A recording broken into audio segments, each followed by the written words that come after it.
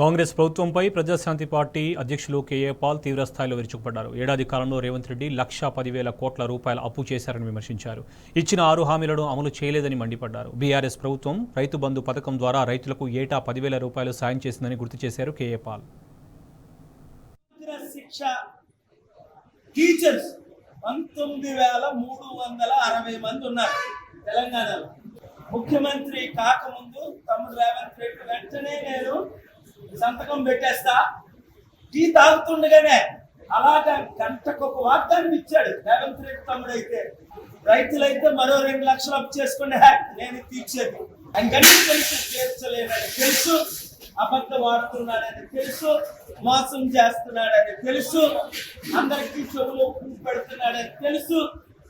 మేము అబద్ధాలు ఆడితేనే ప్రజలు మాకు ఓట్లేస్తారని ఆయన అన్నాడు. కానీ ఆయన అబద్ధాలు ఆపలేదు, మీరు వాళ్ళు నమ్మడం మానలేదు. మళ్ళా ఇప్పుడు సర్పంచ్ ఎలక్షన్ లో ఖమ్మం జిల్లా తరపున పట్టుగూడెం తరపున ఒక్క కాంగ్రెస్ సర్పంచ్ కూడా గెలకుండా మీ సత్తా మీరు చూపించాలని నేను పిలుపునివ్వడానికి వచ్చాను. వాళ్ళ ఊర్లో పెళ్ళైతే మమ్మల్ని పిలుస్తాడండి, మా ఊర్లో పెళ్ళైతే మా ఇంటికి వస్తాడండి, 5,000 10,000 ఇస్తాడండి అని మొత్తం మీ జీవితాలన్నీ తాకట్టు పెట్టుకుంటారా? ఒకటి అర్థం చేసుకోండి, ఇప్పుడు రైతు బంధు ఇస్తానంటున్నారు. సూటిగా ప్రశ్న, ఈ మంత్రులు 5గురిని ఒకవైపు పెట్టండి, రేవంత్ రెడ్డిని, బట్టి విక్రమార్కని, పొంగులేటి శ్రీనివాసుని, తుమ్మల నాగేశ్వరరావుని, ఇంకెవరెవరు రేణుకా చౌదరి, వీళ్ళందరినీ ఒకవైపు పెట్టండి, నన్ను ఒకవైపు పెట్టండి. ఆ 10 మంది మంత్రులు నేను అడిగిన దానికి జవాబు చెప్పమనండి, ఆ 10 మంది మంత్రులు అడిగిన దానికి నేను జవాబు చెప్తాను.